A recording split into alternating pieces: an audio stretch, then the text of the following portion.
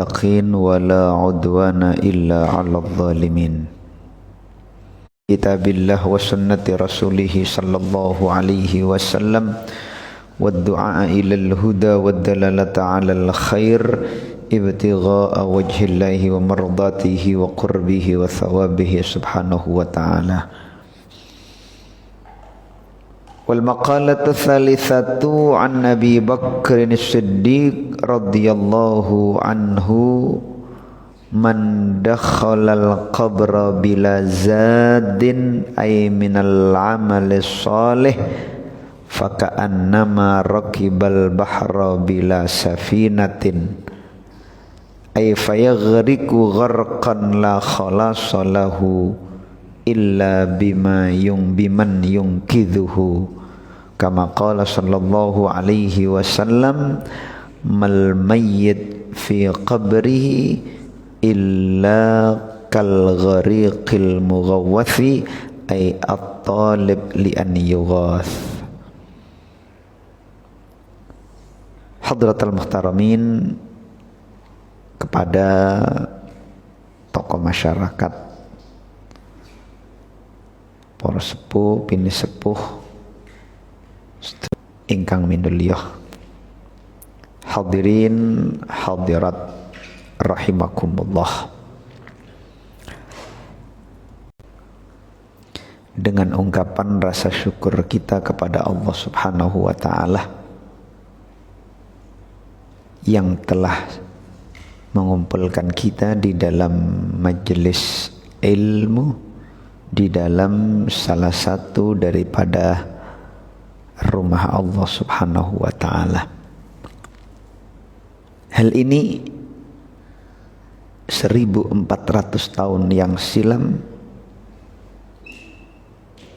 pernah dibongkar oleh junjungan kita Nabi besar Muhammad sallallahu alaihi wasallam tentang rahasia dan keistimewaan halaqah yang dibuat oleh umat Islam di dalam rumah Allah Subhanahu wa taala.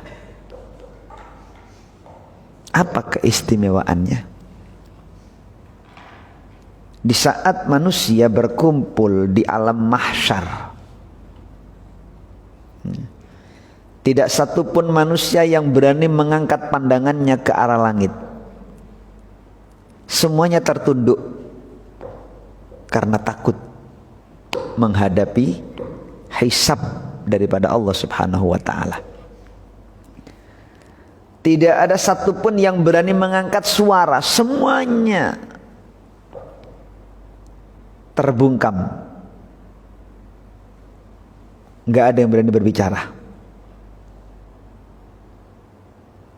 Yang terdengar hanyalah gesekan kaki saat melangkah. Hanya itu. Saking mencekamnya kondisi saat itu, hingga tidak satupun manusia yang begitu banyak berani mengangkat pandangannya ke arah langit, dan tidak satupun yang berani mengangkat suara karena takut menghadapi hisab Allah Subhanahu wa taala. Di saat itu, seperti yang difirmankan oleh Allah, yauma yafirrul mar'u min akhi. Seseorang akan menjauh dari saudaranya. Saudari menjauh dari saudaranya. Saudara pun juga meninggalkan saudarinya. Mengapa? Karena satu di antara keduanya takut dimintai pertolongan. Akhirnya kakak menjauh dari adiknya, adik pun meninggalkan kakaknya. Karena adik merasa takut dibebani oleh kakaknya, dan kakak takut dimintai pertolongan oleh adiknya. Saling menjauh. Itu Al-Quran. Saking nopo nih, saking nopo nih kondisi sampai mencekam seperti itu. Coba nih, ketika kula kali panjang dalam keadaan panik, sepanik apapun kadang-kadang saya gak lali ambek dulure. Tapi ini panik yang sangat luar biasa sehingga mereka melarikan diri menjauh meninggalkan saudaranya. Yauma yafirul mar'u min akhi. Mari kata wa ummihi wa abi. Seseorang akan meninggalkan ayah dan ibunya. Ibu meninggalkan anaknya, ayah meninggalkan anaknya, anak pun juga lari menjauh dari ayah dan ibunya. Mengapa? Satu di antara keduanya takut dimintai pertolongan oleh yang lain. Wa sahibatihi wa bani. Suami lari dari istrinya, ayah lari dari anak-anaknya. Mengapa? Karena seorang suami takut dimintai pertolongan oleh istrinya. Seorang ayah takut dimintai pertolongan oleh anaknya, sehingga mereka rela menjauh meninggalkan istri dan anaknya. Napa mulai? Likulli imri'in minhum yauma idzin sya'nun yughni. Karena setiap orang sudah merasa sibuk dengan urusan diri mereka sendiri. Di saat itu semua manusia pada lari mencari Nabi Adam alaihi salam.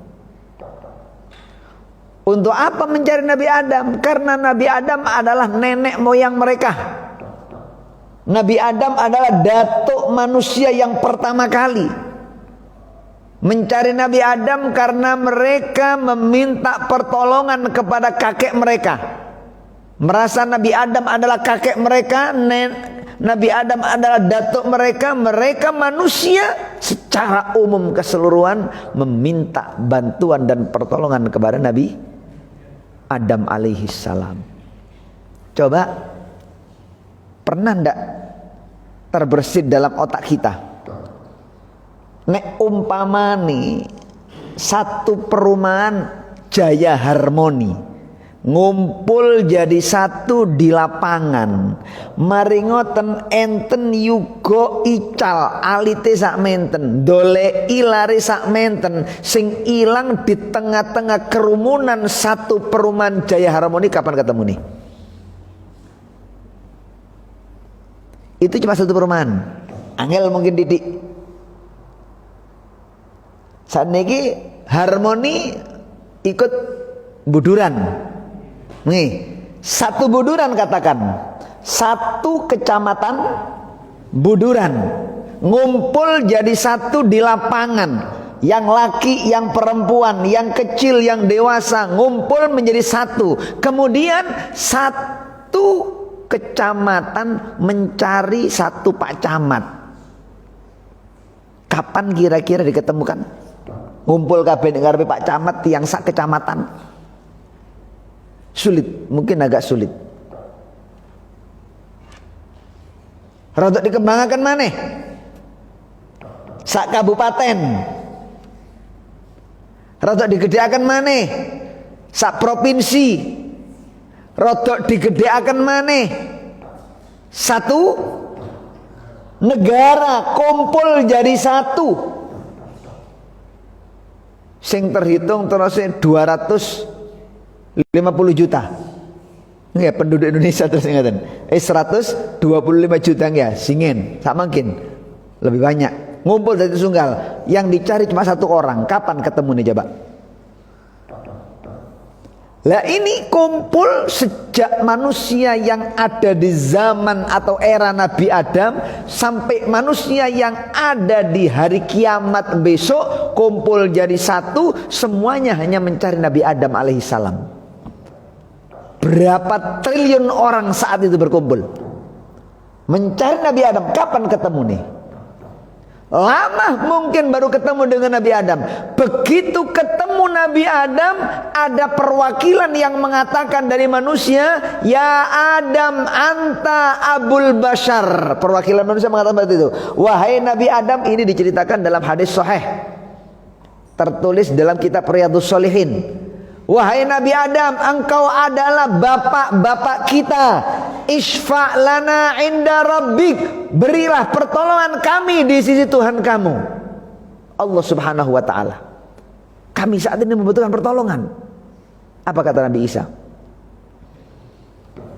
Nafsi, nafsi, idhabu ila ghairi. ojo njaluk tulung nang aku. Awakmu urusan awakmu dhewe, aku tak ngurus awakku dhewe. Wong aku ngurusi awakku dhewe kebingungan koyo ngene soroe kok katene dibebani kon ngurus sampean sakmene kae. Bener aku pancen bapak sampean. Tapi aku enggak punya wewenang saat ini untuk memberikan pertolongan kepada kalian. Mengapa Nabi Adam? Karena Allah saat ini murka. Dan tidak pernah Allah murka sebelum dan sesudahnya seperti sedahsyat kemurkaan saat ini. Makanya aku gak berani bersuara. Nabi Adam. Jadi Nabi Adam wis jaluk tolong nang Nabi Idris. Lari cari Nabi Idris. Ketemu Nabi Idris matur koyo ngoten maneh. Cari Nabi Idris jaluk tolong nang Nabi Nuh. Ketemu Nabi Nuh matur koyo ngoten maneh persis koyo Nabi Adam. Dari Nabi Nuh matur Nabi Ibrahim, mencari Nabi Ibrahim, ketemu Nabi Ibrahim, dari Nabi Ibrahim jawabannya sama dengan jawaban Nabi Adam. Ya, mari ngoten ketemu Nabi Musa. Dari Nabi Ibrahim delok Nabi Musa, matosi Nabi Musa, ketemu Nabi Musa, minta tolong kepada Nabi Musa. Nabi Musa menjawab dengan jawaban yang sama. Dan Nabi Musa delok Nabi Isa. Ditoleki Nabi Isa, ketemu Nabi Isa ketika diminta pertolongan jawabannya sama. Dolekon Nabi Muhammad sallallahu alaihi wasallam. Terakhir disuruh mencari Nabi Muhammad, ketika ketemu Nabi Muhammad apa jawaban Nabi Muhammad? Anallaha. Akulah yang memang mampu untuk memberikan pertolongan kepada kalian semuanya. Dan Muhammad sallallahu alaihi wasallam. Di saat manusia kumpul seperti itu, tiba-tiba Allah ini ingin menunjukkan betapa sayangnya Allah kepada kita sebagai umat Nabi Muhammad sallallahu alaihi wasallam.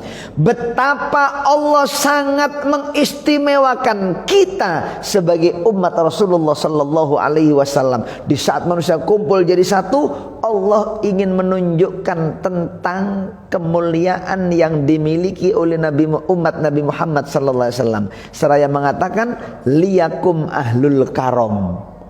Nalikane tiyang ngumpul jadi satu koyo ngoten, semuanya membutuhkan pertolongan, tiba-tiba Allah berseru.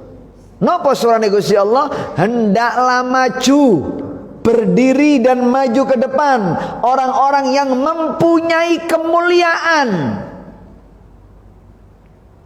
Ketika Allah memanggil seperti itu, ketika Allah berseru seperti itu, kabeh merasa diri mereka itu orang yang mempunyai kemuliaan, sehingga semua ingin maju ke depan untuk mendapatkan penghargaan dari Allah Subhanahu wa taala. Lalu sumiti yang bingung kok ada orang mendapatkan penghargaan. Sangat luar biasa.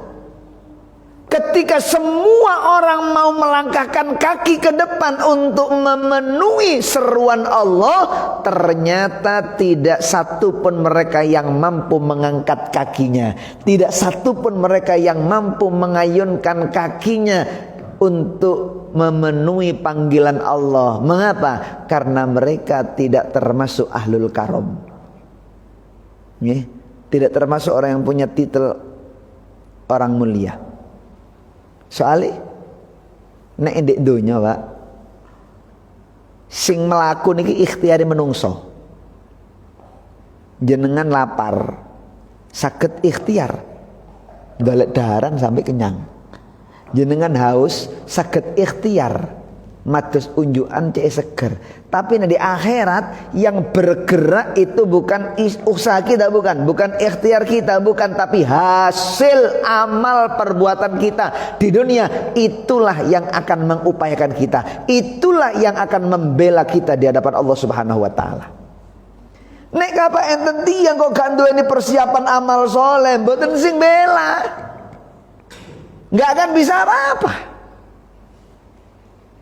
Makanya ketika Allah memanggil untuk maju ke depan mendapatkan penghargaan, semua ingin maju untuk memenuhi panggilan Allah. Tapi kenyataannya nggak satu pun mereka yang mampu. Mengapa? Bukan ahli mulia. Siapa mereka ahlul karam? Orang-orang yang mempunyai kemuliaan yang akan diprioritaskan oleh Allah. Para sahabat bertanya, Man hum ahlul karam ya Rasulullah? Wahai utusan Allah, siapa orang-orang yang mempunyai kemuliaan itu wahai utusan Allah? Dijawab oleh Kanjeng Nabi, ahlul karam hum ahlu hilaki dzikri fil masajid. Orang-orang yang mendapatkan kemuliaan kelak fil mahsyar, yang akan dipanggil oleh Allah untuk diprioritaskan, untuk dimuliakan oleh Allah di hadapan semua para makhluk, adalah mereka yang suka membentuk halakoh. Niki halakoh, perkumpulan halakoh. Mereka yang suka membentuk halakoh untuk berzikir kepada Allah di dalam masjid-masjid. Ini gimana? Dan ingat, tidak ada zikir yang lebih istimewa melebihi berzikir, mengingat dan mempelajari ilmu-ilmu agama Allah Subhanahu wa taala. Nah, niki zikir sing semacam ngeten niki para. Yang 1400 tahun yang silam sudah dibongkar rahasia di balik duduk kita di dalam masjid ini oleh Nabi kita Muhammad sallallahu alaihi wasallam. Muga-muga lenggah kula kalih panjenengan saat menika menjadikan kula kalih panjenengan masuk dalam kategori ahlul karam seperti yang disabdakan oleh Nabi kita Muhammad sallallahu alaihi wasallam. Amin ya rabbal alamin. Para rawuh ingkang sangat kaula muliakan, pertemuan yang lalu kita telah membahas tentang prediksi yang disabdakan oleh Nabi kita Muhammad sallallahu alaihi wasallam, bahwa katakannya Nabi, akan datang satu masa yang menimpa kepada umatku di akhir zaman. Akan datang satu masa yang menimpa kepada umatku di akhir zaman, kondisi mereka sama-sama meninggalkan majelisnya ulama. Kondisi mereka sama-sama menjauh dari majelisnya fuqaha. Mereka memisahkan diri dari ulama. Mereka memisahkan diri dari fuqaha. Napa boleh dianggap ngerweti urip. Kumpul ambek kiai, kumpul ambek ulama, nggarai terbatas hidup kita. Ngene gak oleh, ngono gak oleh, ngene haram, ngono makruh, ngene gak oleh. Mereka akhirnya merasa sempit hidupnya saat mendekat kepada ulama. Itulah pandangan umat akhir zaman kepada seorang ulama, sehingga ketika mereka punya penilaian yang negatif kepada ulama, punya penilaian yang negatif kepada fuqaha, akhirnya konsekuensinya mereka akan meninggalkan majelisnya ulama, mereka akan menjauh dari majelisnya para ulama, dan itu akan terjadi di akhir zaman. Apa dampak yang akan Allah timpahkan kepada mereka yang menjauh dari majelisnya ulama? Kata Kanjeng Nabi sallallahu alaihi wasallam, kalian wahai umatku jangan tergolong kelompok mereka yang hidupnya menjauh dari majelisnya ulama, yang ada dalam benak mereka hanyalah kerja dan uang, kerja dan uang, kerja dan uang. Esok berangkat kerja, mulai toko kerja sore hari, setelah itu mandi dan makan, kemudian istirahat, persiapan besok bangun subuh, setelah bangun subuh mandi lagi, kerja lagi, pulang sore lagi, tidur lagi, bangun dari tidur, kerja lagi, pulang lagi, tidur lagi, terus yang dipikirkan hanya uang dan uang, uang dan uang, uang dan kerja. Gak ada dalam benaknya perjuangan. Bagaimana anak ini bisa terdidik dengan baik moralnya? Bagaimana anak ini bisa mengerti tentang hukum agama? Gak ada dalam benak mereka. Yang ada hanyalah uang dan pekerjaan, uang dan pekerjaan. Gak ada waktu untuk hadir majelis ilmu, gak ada waktu.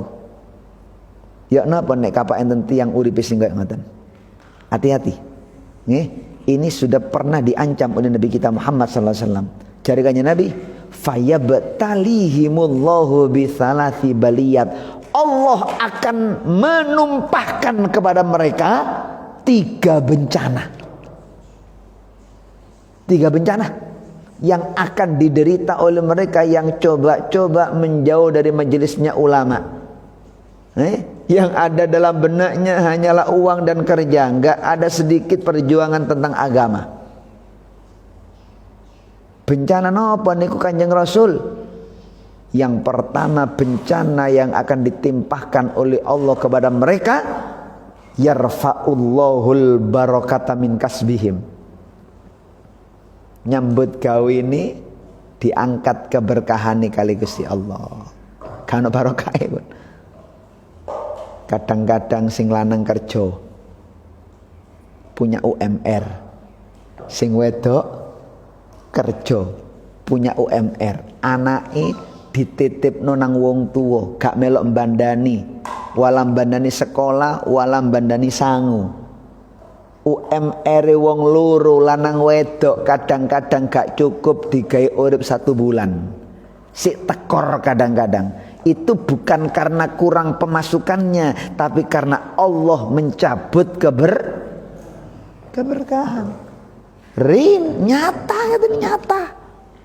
Nyata. Pirang-pirang tiang-tiang sing duwe miliatan tapi mendidik 1 anak gak berhasil.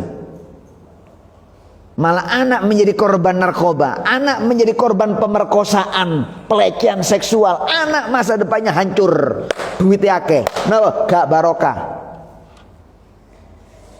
Sing wedok gak kerasan di omah, alasannya arisan nih. Sing lanang teko gak tahu ketok sing wedok guyu, no, malah duitnya akeh. Diangkat keberkahannya oleh Allah Subhanahu wa taala. Ketika keberkahan gak dirasakan dalam kehidupan, itu bukan sebab, tapi itu sudah merupakan akibat. Akibat dari apa? Hidupnya menjauh dari majelisnya ulama. Itu bencana yang pertama yang akan Allah timpahkan.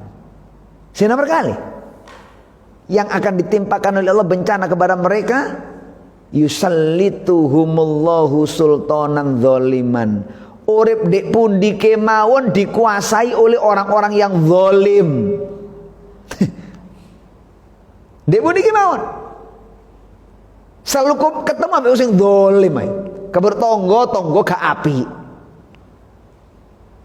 Keber RT kurang api. Keber lurah kurang api. Keber sinten kemawon.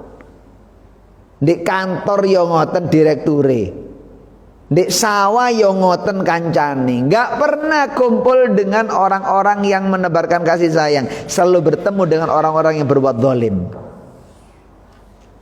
Ini bisa nomor kali. 3 yang akan Allah timpahkan ini yang paling menakutkan. Yakhrujuna minad dunya bighairi iman. Keluar meninggalkan dunia mati dalam keadaan tidak membawa iman, artinya mati su'ul khotimah. Na'udzubillahi min dzalik. Kadang-kadang tonggone diundang nahlili sampai 7 dino. Ya, 40 dino ini tonggo kiwa tengen diundang untuk tahlilan kirim doa sak hataman Qur'ani. 100 harinya, setiap tahunnya, 1000 harinya, selalu diselamati. Ternyata sing diselamati mati tidak membawa manfaat. Wong betul-betul iman. Nama awalnya kok mati tidak membawa iman. Lah niki lho, Pak. Nggih, kalau memang kita ngeri dan takut iman lepas dari hati kita, jangan sampai hidup yang sekali terpisah dari majelisnya para ulama. Dampaknya luar biasa. Keluar dari dunia mati dalam keadaan tidak membawa iman. Na'udzubillahi min dzalik.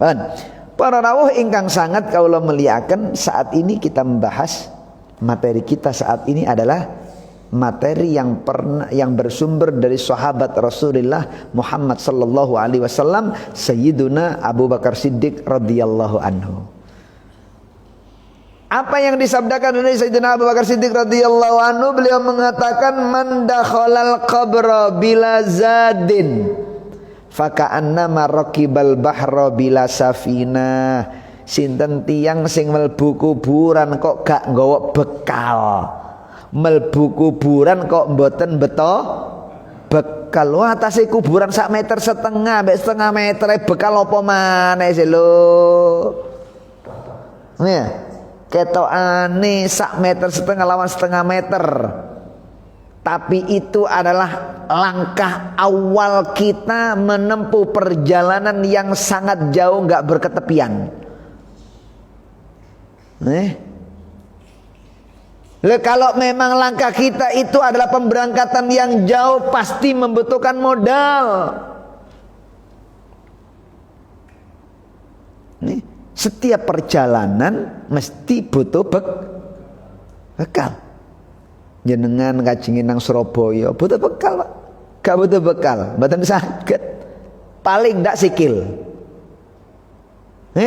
Syukur kuat melaku. Tapi kapan nyambut gawe nek kapan melaku nang Surabaya? Butuh bekal. Lah nek kajine blonjo nang Surabaya tapi ambek sikil, kapan tutuke? Ambek kendaraan butuh modal, butuh bekal. Bensin napa niku? Nang Surabaya butuh bekal. Semakin jauh perjalanan kita nang Tuban, maka semakin besar bekal yang dibutuhkan.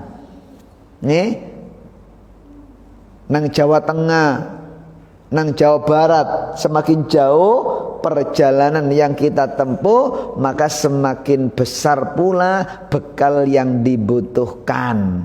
Ingat, mboten enten perjalanan yang lebih jauh melebihi perjalanan menuju kampung akhirat. Kampung akhirat dimulai dari kita meninggalkan kehidupan dunia.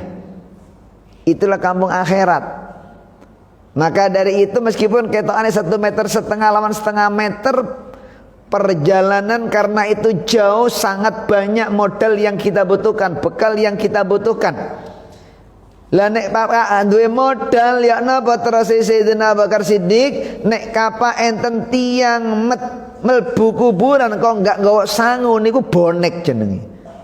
Bondo nekat. Sangu napa? Bekal napa? Mlebu kuburan, bekal yang dibutuhkan adalah amal soleh. Amal soleh. Lo nek kapa enten tiyang mlebu kuburan kok gak membawa bekal amal soleh, seperti ia mengarungi samudra tanpa naik perahu. Ya napa keakibate dampake nek kapa enten tiyang nyebrang segara tapi mboten numpak getekan, mboten numpak perahu, mboten numpak kapal. Akibate tenggelam, tenggelam. Ayo pun, sak pinter-pinter ngelangi angkatan laut pisisan. Aja lari alis sing belajar ngelangi, sing pinter pisan pun. Napa maneh laut lepas. Wong sing numpak perahu kadang-kadang kandas, sing numpak kapal kadang-kadang tenggelam. Napa maneh sing mbot nanti napa-napa. Pasti akan tenggelam. Nekat sih. Kecuali kalau ada yang menyelamatkan. Nek mboten enten. Tenggelam para rawuh. Tenggelam. Masya Allah. Ingat, mboten enten perjalanan yang lebih jauh melebihi perjalanan menuju kampung akhirat. Nek kapak nalikane tiyang niku wafat kok kosong daripada amal soleh. Bambung bro. Bambung. Coba sampeyan tingali tiang-tiang sing perjalanan jauh. Nek kapak mboten gak ada modal sing kathah. Ngemper. Tileme ngemper. Nek sangune kathah. Mula apa katik ngemper? Wong iso booking. Hotel. Jenengan umpama dikarsakaken umroh utawa haji muga-muga mawon nggih.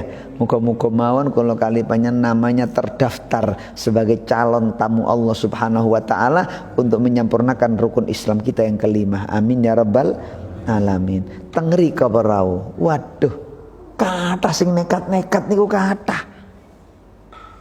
Mboten enten bookingan hotel masalah berangkat piyambak. Nek Indonesia kan dikoordinir kali yayasan, jadi disewakan hotel. Tileme muhtaram, termuliakan. Derek-derek panjenengan sing berangkat piyambak. Tiang India, tiang Pakistan, tiang Bangladesh, tiang Bunatan. Niku tileme nek ngarepe jeding haram, Masjidil Haram. Gitu lho nek niku Bang Klembrak ngoten niku. Ngajengi jeding basah. Nek jarine nang yen aja jong cipat-cipat betul karu-karuan. Tapi mereka enjoy mawon.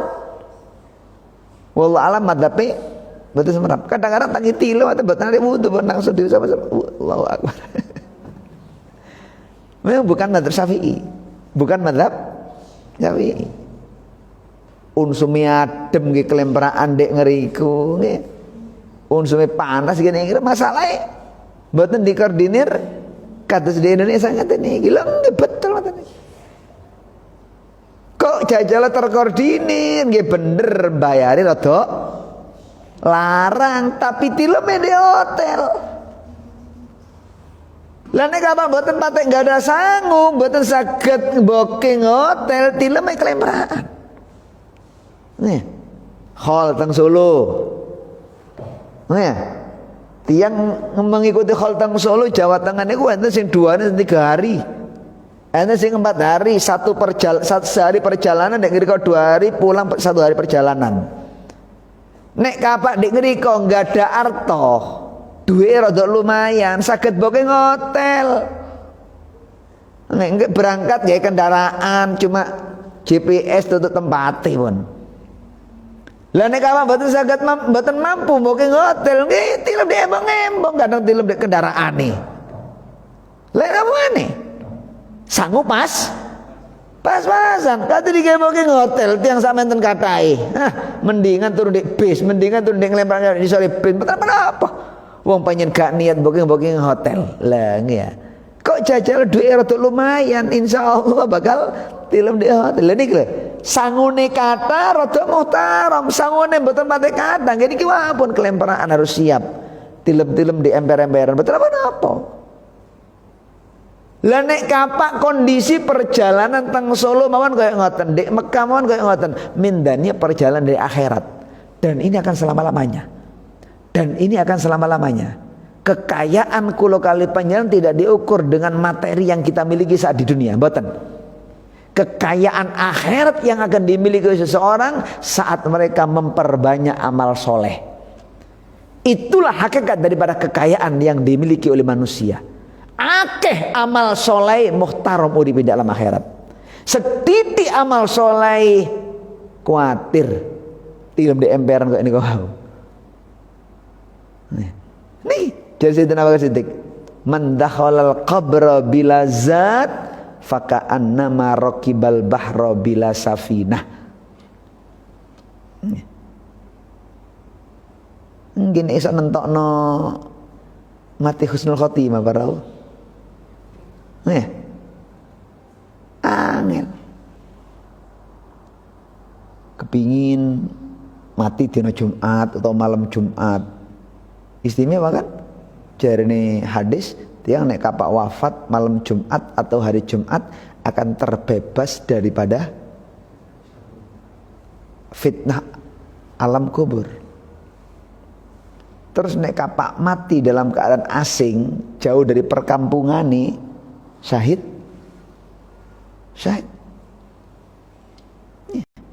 mungkin iso nentokno wong kula jenengan gak ada kemampuan untuk memilih hari saat mati kados artis winginan niku sing mati dek Jombang di Jombang Surabaya niku Jombang sinten namanya Vanessa Angel nggih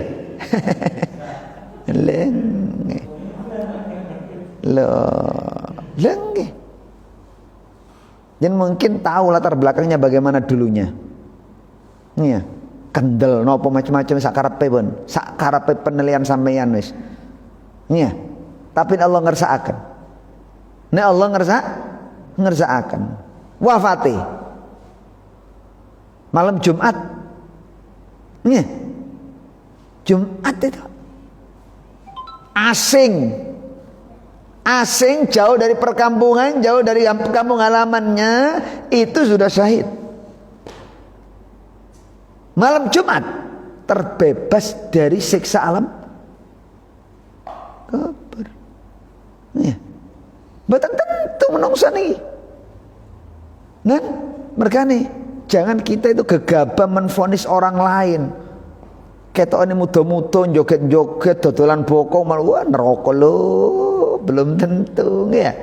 Kadang-kadang ketokane joget muda-muda dodolan bokong, tapi nek Allah ngersakaken dhek wonge apik matine karena ada amalan yang diterima oleh Allah Subhanahu wa taala.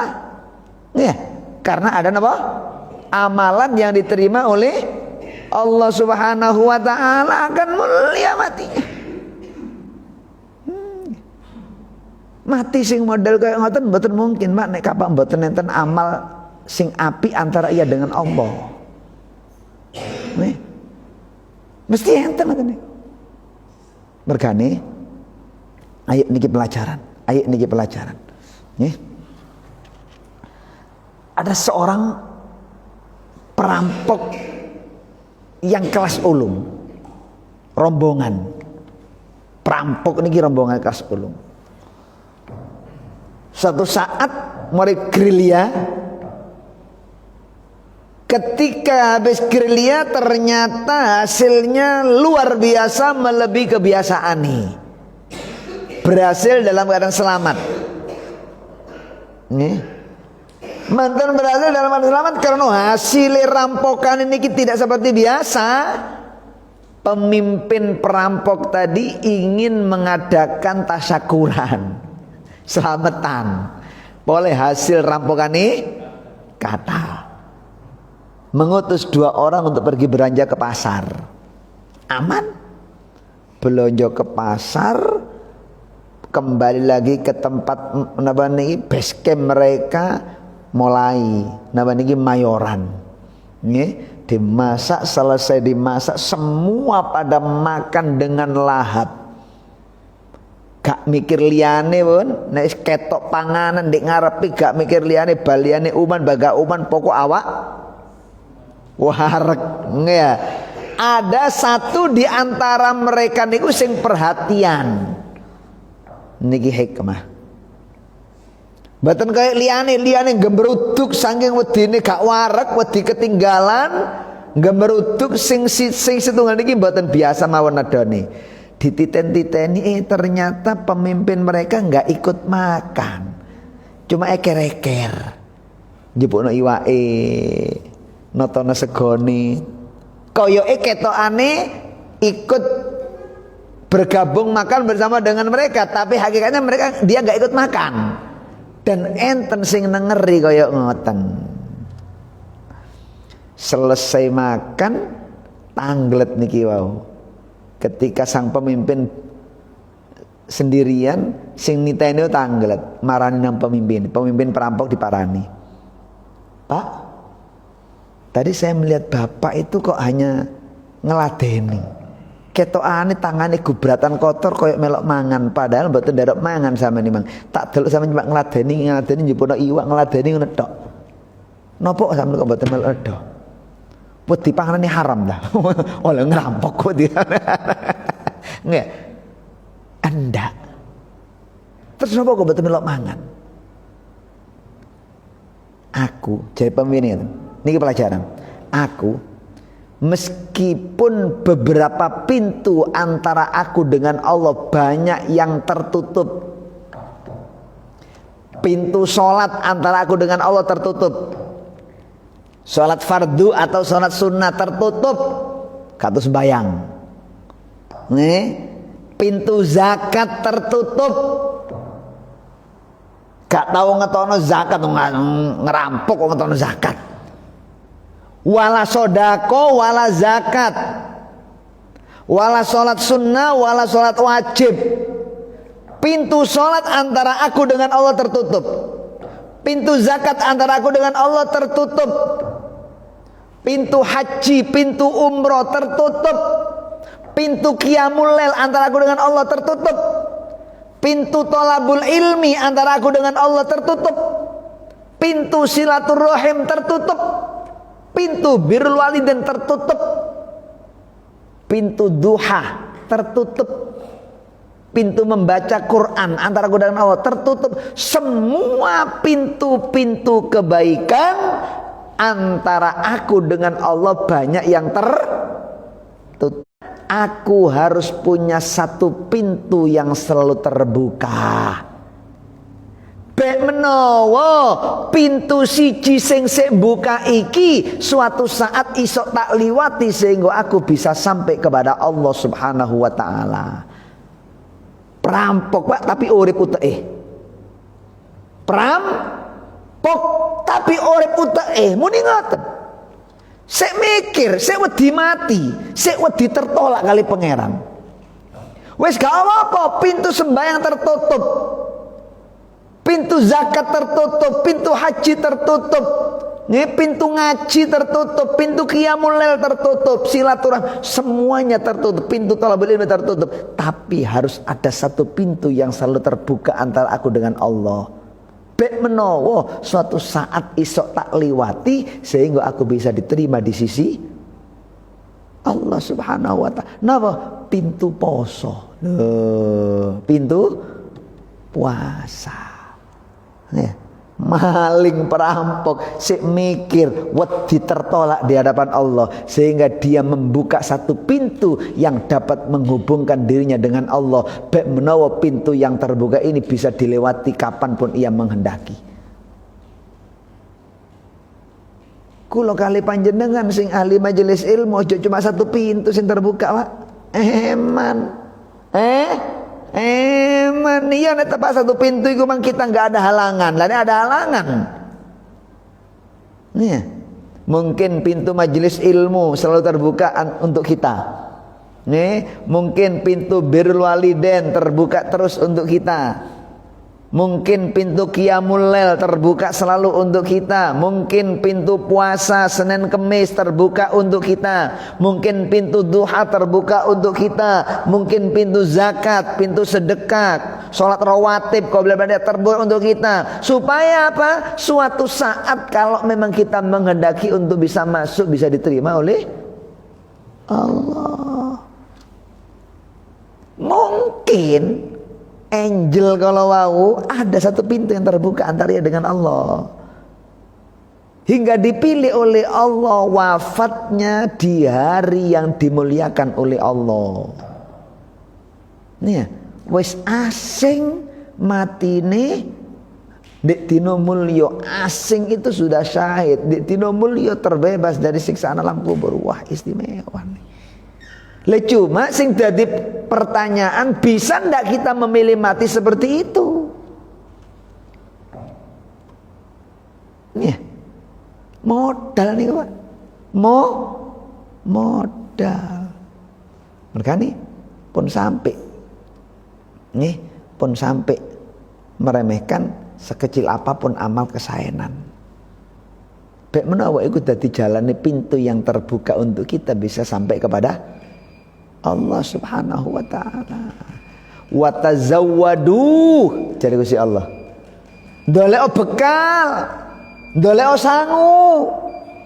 Fa inna khairaz zadi at-taqwa. Ingat, sebaik-baik bekal itu adalah nilai ketakwaan kepada Allah. Napa takwa niku? Menjalankan perintah dan meninggalkan larangan. Pun nih, ukuran itu yang api bukan menjalankan perintah. Ukuran itu yang api kalau mampu meninggalkan larangan. Nek nglakoni perintah, wong elek saged. Nanti napa mboten jenengan niki ketika Jumatan kehilangan sandal? Sering ya? Berarti maling pun juga Jumat. Ngene mboten? Lha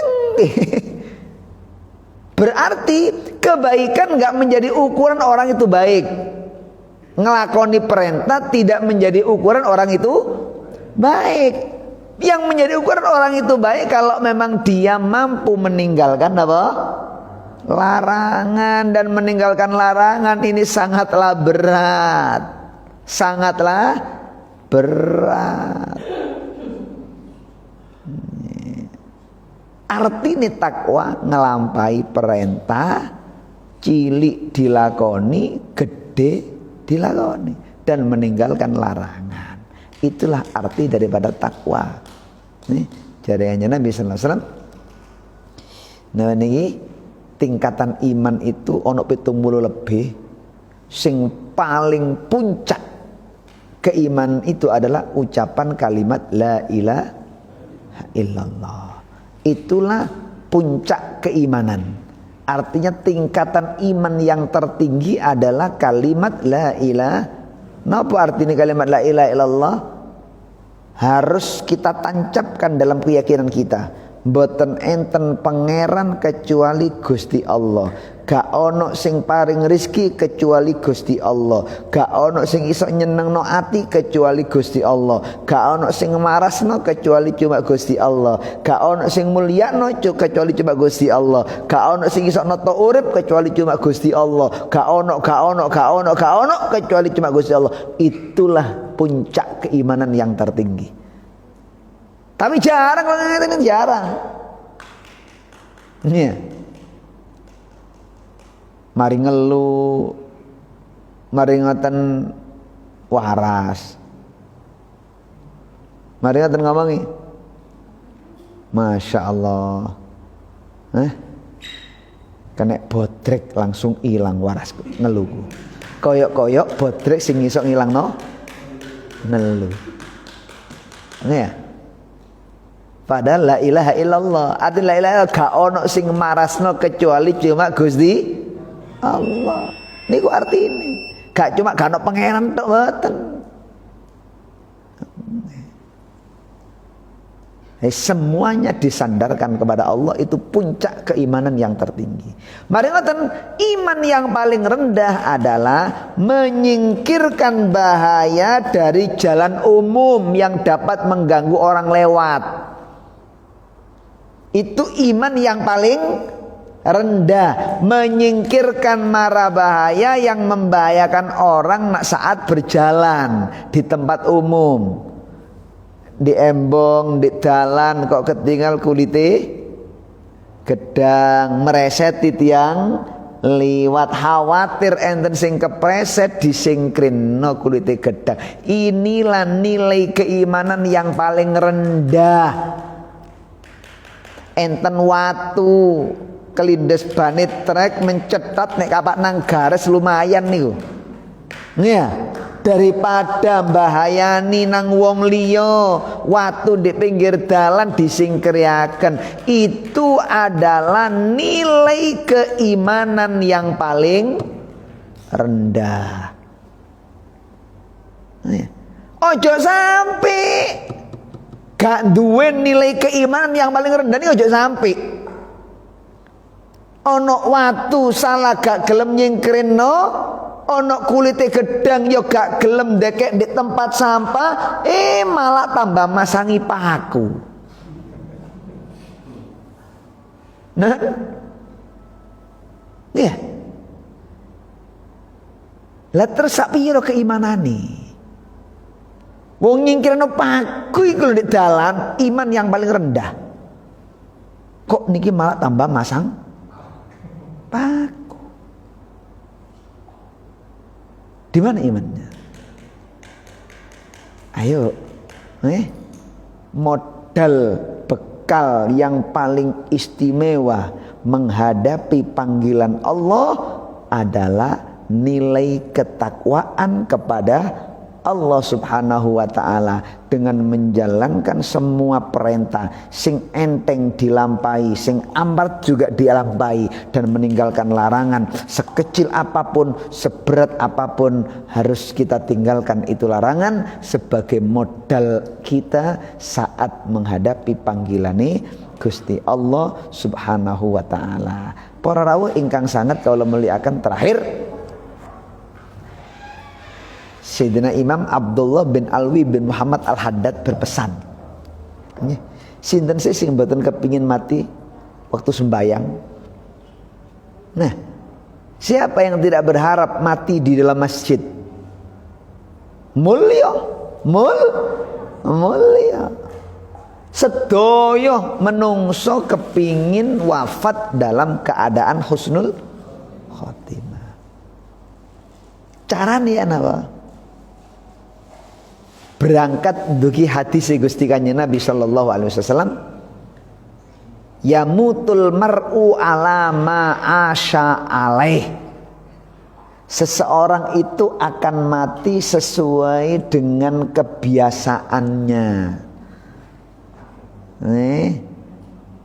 Biasai mabuk, biasai mati ini juga dalam keadaan mabuk. Biasa zina, biasai mati ini dalam keadaan zina, dereng tobat wis mati. Nanti nih. Biasa nyolong, mati ini kadang-kadang saat nyolong ketembak, mati. Biasa nopo? Pokok seseorang, jarine hadis, akan mati sesuai dengan kebiasaannya. Al-Imam Abdullah bin Alwi bin Muhammad Al-Haddad berpesan, nek pancen panjenengan menginginkan mati dalam keadaan baik, kebaikan apa yang Anda inginkan? Kepingin mati dalam keadaan sholat, ya wis. Beliau mengatakan, cintano atine nang sembayang, loro landasi dengan keikhlasan. Nih, kalau baleni maneh. Kalau memang kita berharap dari hadis menungso iku mati sesuai dengan kebiasaane. Nek pancen kula jenengan kepingin mati dalam keadaan membaca Al-Qur'an, wah istimewa. Kadang-kadang Quran sing buka pun delosor ngeten. Nek pancen kepingin wafat dalam kondisi membaca Al-Qur'an, hubungkan hati kita dengan Al-Qur'an. Cintakan hati kita untuk selalu membaca Al-Qur'an. Setelah kita membaca dengan dilandasi rasa cinta, ikhlaskan amal Anda saat membaca Al-Qur'an karena Allah. Dua modal inilah yang mampu mengantarkan seseorang bisa mati dalam keadaan baik. Kepingin mati dalam keadaan poso, sing seneng ambek poso, mari ngoten ikhlas nalikane nglakoni poso. Kepingin mati dalam keadaan berjuang, sing ikhlas anggane berjuang. Mari ngoten cintakan hati kita untuk selalu berada dalam perjuangan agama Allah, insyaallah. Ya, itulah pelajaran yang dapat kita petik daripada apa yang dikatakan oleh Sayyidina Abu Bakar Siddiq, sinten tiyang sing mlebu kuburan tanpa membawa bekal seperti orang yang mengarungi bahtera tanpa naik perahu atau naik kapal. Diuraikan seperti tadi pelajaran kita, muga-muga dados ilmu sing manfaat. Dibarengi kelawan hidayah Gusti Allah Subhanahu wa taala. Semoga kita selalu mendapatkan pertolongan Allah, disehatkan jasmani dan rohani kita oleh Allah, diberkahi keluarga dan rezeki kita oleh Allah, dipanjangkan usia kita oleh Allah dalam keadaan sehat walafiat, ketaatan kepada Allah Subhanahu wa taala, dan saat-saat sakaratil maut menjemput nyawa kita, mudah-mudahan semua di antara kita mampu menutup usianya dengan kalimat la ilaha illallah, wafat dalam keadaan husnul khatimah. Amin ya rabbal alamin bi sirri asraril Fatihah. Alhamdulillahirabbil alamin arrahmanir rahim.